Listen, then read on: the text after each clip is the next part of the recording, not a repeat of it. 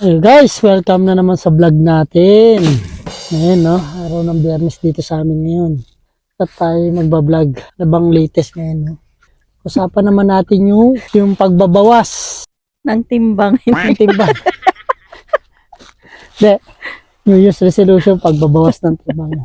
Kaya pag-usapan natin pagbabawas ng mga empleyado ngayon, no. Ito na, yung kinakatakot natin. At pag-usapan natin yung mga update na meron dito sa Canada.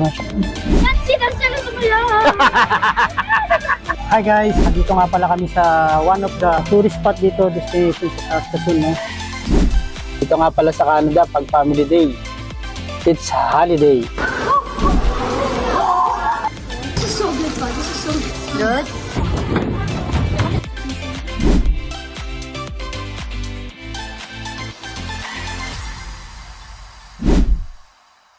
Pagbabawas ng mga 3,000 daw na empleyado. Ano, 3,300 na 3,300. empleyado.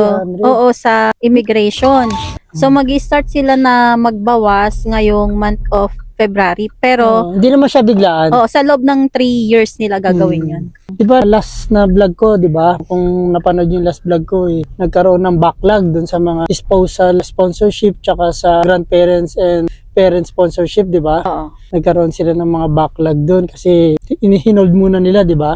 Oo. Yung pagpaprocess kasi magbabacklog eh. Ngayon, magbabawas sila ng empleyado. Di mas malaki ang impact, di ba? Kumbaga mas matatagalan. Mas matatagalan yung mga parang proseso ng mga papers na nandun. yun yung effect Dapat niya. man lang sana tinapos muna na bago sila nagbawas. Kaya nga yung Oo. mga nakapending na application ngayon, nagwo-worry yung mga applicant kasi sabi nila, paano yun? Kami nga, nag-aantay kami ng matagal na. 'Di ba yung iba nga, express entry, sabi nila, parang hindi na to express entry kasi 2 years na kami nag-aantay. Ngayon, mas matatagalan pa kasi magbabawas ngayon ng empleyado. Oh, tsaka hindi lang naman dito yung maapektuhan nun, pati yung mga agency na nagpapalis tsaka nagpa-process ng mga visa sa Pilipinas, maapektuhan din yun. Oo, Siyempre, yung mga trabaho din na sektor ng nagtatrabaho na nakalinya sa mga ganong trabaho, tulad ng mga immigration consultant sa atin, tsaka yung mga agency, hindi lang naman isang agency yung meron tayo sa Pilipinas, no? Tsaka hindi lang din sa Pilipinas, sa iba-ibang bansa na nagpa-process ng mga visa. Napapunta dito. Napapunta rito, maapektuhan talaga yun. Kaya talagang malaking impact pagka nangyari yung gano'n, no? Kasi siyempre, yung iba dun gumastos na. Tapos hindi nila alam na gano'n yung mangyayari, di ba? Kaya lang namin binibigay yung update na yan. Baka mamaya meron magbabaka sakali, mag-apply ulit, di ba? Marami rin nagtatanong sa akin last time, may message kung meron na bang available sa gantong. Sinend ko na lang yung link kasi tinignan ko dun sa link sa website na naka-hold din yung mga position na ganun. Kaya sabi ko, wala pang available. Pero meron ibibigay ko yung update baka sa next vlog namin. Para may vlog naman kami ulit. Ibigay ko yung update. Para kasi nakita ko yung update na magkakaroon ng open na position na ganun ulit. Kasi yung nagtatanong, nag-message sa akin. Tinanong ko kay Mrs. yung link, sinend niya sa akin last time. Pag-open ko, wala ng mga bakante, tsaka naka-hold. Kasi sabi nila kaya daw gagawin yun dahil daw dun sa budget Sa budget. ng government. Para daw mas maging, kumbaga, tugma yung budget dun sa human resource is magbabawas sila. Siguro nabawasan yung budget nila. Tsaka yung di ba uso na kasi yung mga AI Oo, ngayon. AI kasi. So mas mababawasan na yung parang manpower talaga na yung kumbaga face to face na gagawa ng mga processing, yung Pansin ko ganyan. ngayon talagang karamihan na ngayon puro AI, di ba? AI. Yung mga bagong labas ngayon na cellphone, bagong labas na laptop, puro AI na. Computer, puro AI na eh. Kaya kung may mga tanong sila, question, isang type mo lang, AI lang sasagot sa iyo eh. Yun ang isa sa mga disadvantages ng technology talaga. Technology, parang sinakop na talaga ng technology ng mga tao. Sa nga lang, 'di ba? Sa mga grocery store nga lang makakita ka ng robot na janitor Tapos yung halimbawa, Sa restaurant. tsaka yung dun last time, pumunta tayo sa isang grocery store, pa-open yung glass door nung bibili natin nasa loob ng glass cabinet. Oo. Di ba mo lang yung QR code? Tapos may AI na sasagot sa'yo kung Oo. Ang kulit nga eh. Wala na talagang kailangan tao. Wala na kailangan tao. Tapos siguro mag-a-alarm lang doon, pupunta sa'yo yung mag-open ng glass. Ganun siya kasimple. at kadali. Yun lang guys, i-update lang namin kayo. No? O kasi ano yun, ang affected kasi nun, lahat ng mga application, yung sa student visa, yung visitors visa, yung mga temporary workers, tsaka yung mga nag-apply din ng ano, ng International. permanent resident, Permanent resident. tsaka yung citizenship, naka-hold sila. Ay, hindi naman siya naka-hold, kaya lang, parang ganun na din kasi nga, mababawasan yung ano mga empleyado na magpa-process nun. Parang hindi naman siya, effect nun is babagal yung processing. Mas babagal, oo. Pero tingnan natin kung ano yung pwede nilang idagdag para bumili. Siyempre, hindi naman nila gagawin yun kung wala silang second option o third option na para ma-process yung mga papers. No? Yun lang, madadagdagan yung waiting time nila. Kasi, di ba nga, Kasi may nga, di ba backlogs pa eh. Yung last time, di ba, backlog nga, kaya nag-hold sila ng mga application, di ba?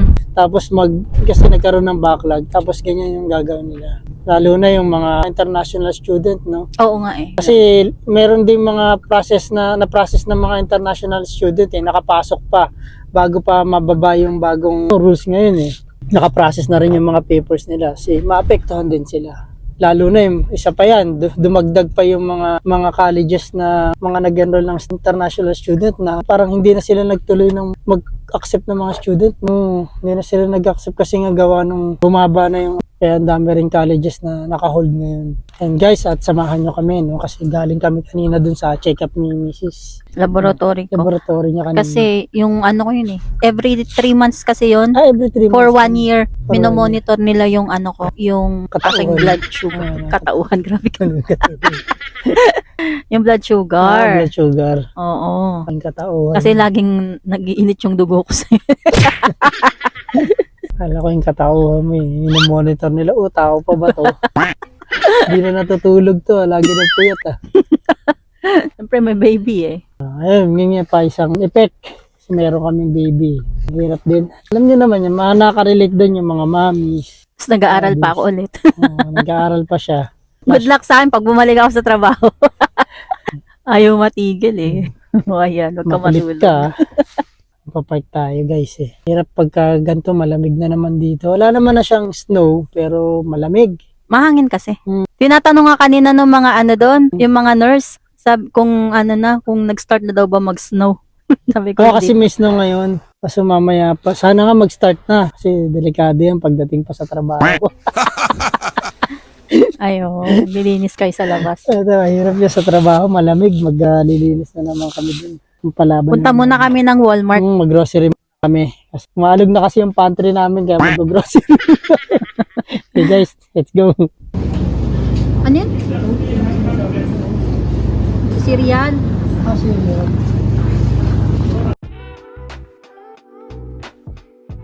Wala na sila yan. Ano? Tinanggal ko to, laglag ko. Pumalit ka. Ito ba pinagkaiba ng isa? Ayun na pa sa ilalim mo. Yan ba yung gusto mo? Yung may popcorn? Wala. O, yan na lang yung blue. Nahirapan na siya. Ay, magpako, wala ka na pambayad.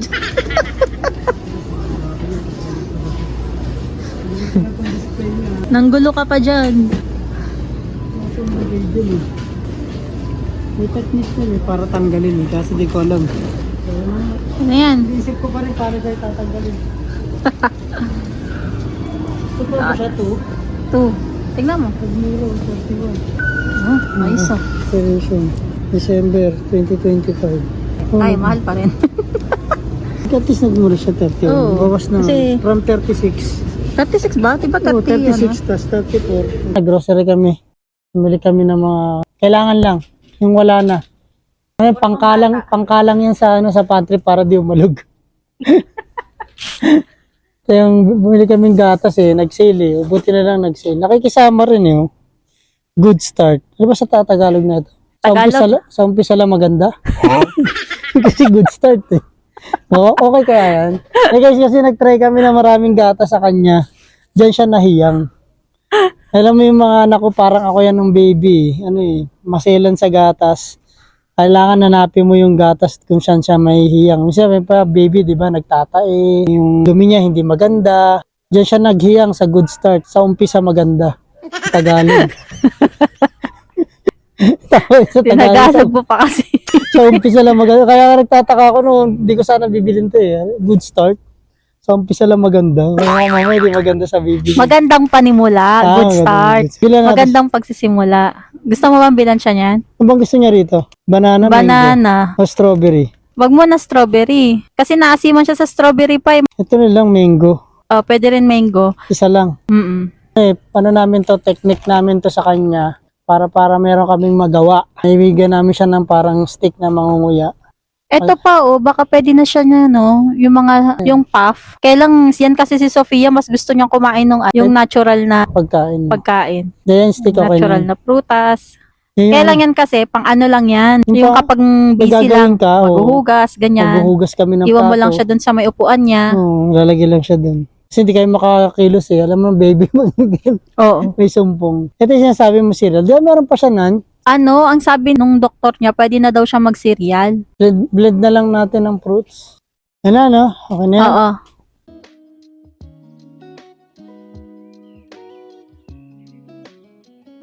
Kuha ko to sino? Guys, tapos na kami mag-grocery, no? Hinayaan ko lang yung asawa ko mag-grocery kasi na-enjoy niya ngayon kasi yung mga dalawang makulit na anak ko may pasok ngayon. Yan ang nakalabas ng lungga yun. Pagka maluwag ako talaga, yung oras ako nakakalabas siya ng lungga. Kaya nanibago siya. Kakalabas niya lang ng lungga, ganun pa kalamig dito ngayon sa labas. Kaya kanina nanginginig siya eh. Nahirapan siyang hawakan yung pushcart kasi sobrang lamig ng bakal. Hindi, masakit sa kamay, yung lamig niya. Masakit kasi may malakas yung hangin. Nadaan ka pa ba ng dollar store? Parang gusto ko nga, kaya lang, mabubudol na naman tayo dyan. Hindi ka na nadaan, ha? Huwag na, okay na yan. Okay, sige. Tayo sisibat na. Yan, guys. Yun nga, i-continue natin yung usapan natin kanina. Yung regarding dun sa nag-hold na ng program yung mga ibang mga colleges, especially dun sa bandang Ontario. Nag-hold na sila ng mga program nila. Kasi nga, gawa nung bumaba na yung bilang ng mga international students, tsaka gawa din nung nagkaroon ng problema nga dun sa mga processing ng international student, di ba na? Yun nga lang, talagang kawawa rin yung mga international student. Hindi natin alam, baka naman sa ibang province. Malaki kasi ang Canada, guys. Isang part lang ng Canada yan, yung Ontario. Yun nga, nagbawas. Nag-hold sila ng program kasi nga, sa kabago-bagong rules. Di ba? Yung mga binablog natin, puro pabago-bago ng rules yung international student. Ito guys, magdahan tayo ng DQ. Bili tayo ice cream. Malamig na, bili pa ice cream. Hindi, meron tayong coupon. Makamura tayo kaya bili tayo para sa mga bata. Weekend kasi guys, kailangan meron tayong treat sa mga bata. Para sa bahay lang sila. Maging busy sila. Okay guys, tuloy natin ulit yung vlog natin.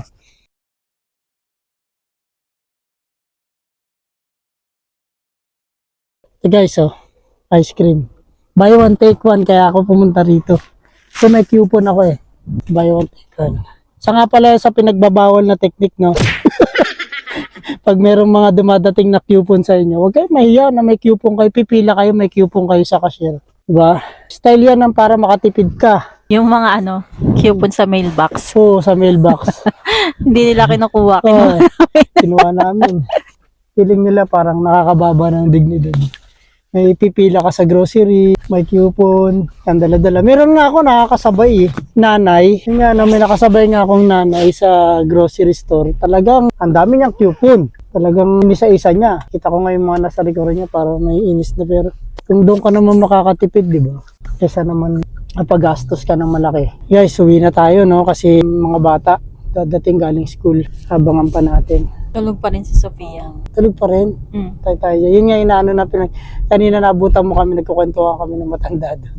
Inisilip-silip niya kasi yung baby. Kaya inusog ko, huminto ako dun sa kanya. Habang inaantay kita para maaliw-aliw naman yung matanda. Kung may mga matatanda dito pag nakita ng baby, talagang aliw na aliw sila. Bata eh. Kaya naalala mo nung binisita namin yung matanda. Yung dati kong kliyente sa landscaping. Binisita ko sa Si care Mary home. Ann? Si Mary Ann.